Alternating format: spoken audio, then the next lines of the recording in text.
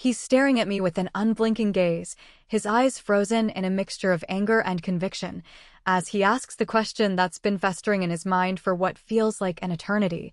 Don't you see how it looked? The words hang in the air like a challenge, a gauntlet thrown down, and I can feel my emotions simmering just below the surface, a potent mix of frustration, hurt, and desperation.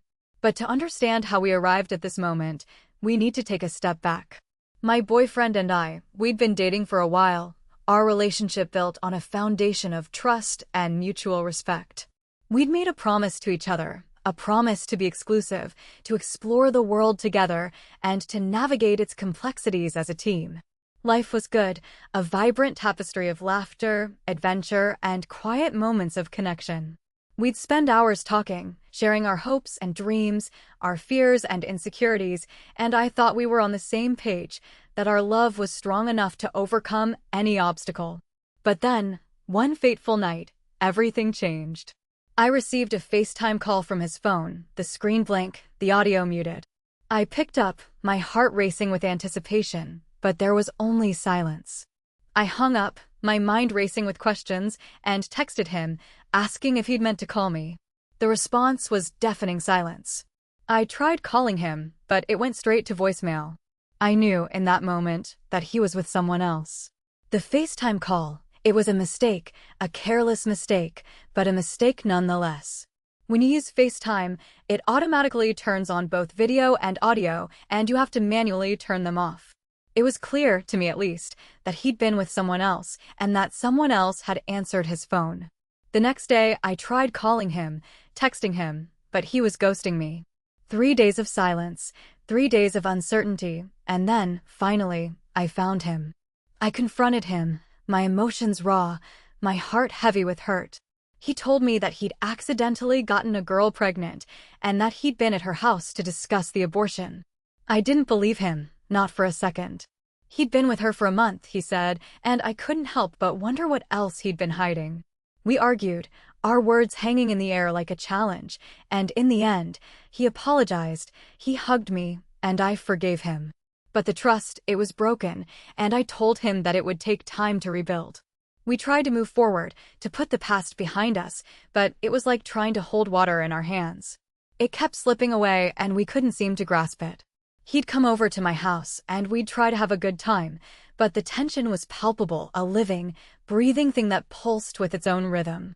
And then, one night, he got a call from the girl, the one he'd gotten pregnant. I asked him why he was still talking to her, and he said he was trying to make sure the abortion happened. I didn't believe him, not for a second. When we got home, he tried to sit next to me, to hug me, but I didn't want any of that. I was still hurt, still trying to process the emotions that were swirling inside me. He noticed the change, and he called me into the bedroom, his voice low, his eyes searching. He asked me if I was with someone else, and I said no, but he didn't believe me. He said he thought I was, because he'd found an extra vape in my room, and a towel in the bed that he knew he hadn't put there. The vape, it was his, he'd lost it the week before, and I'd gotten him another one. And the towel, it was from laundry, earlier that day. He was accusing me of cheating, of revenge cheating, and I couldn't believe it. I told him he needed to leave, and he did, without argument. The next day, he was asking me why I'd kicked him out, why I'd cheated. I told him I hadn't, but he didn't believe me. We went back and forth, his nonsense evidence pitted against my denials.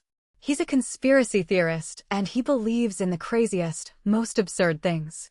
He didn't want to listen to reason, to logic, and I couldn't seem to penetrate the armor of his convictions.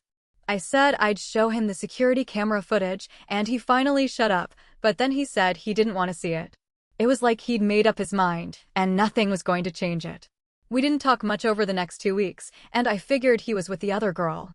But then he asked to visit, and I said yes. When he came to my house, his car had a massive crack in the windshield, like someone had busted it. I didn't ask him what happened, but when anyone brought it up, he'd change the subject quickly. He asked me if I wanted to go to the lake with him, and I agreed, my curiosity getting the better of me. We spent hours out there, paddling, exploring, laughing, and I started to feel like maybe, just maybe, we could move past this. But then, the next morning, he's asking me again, if I see how it looked, if I revenge cheated.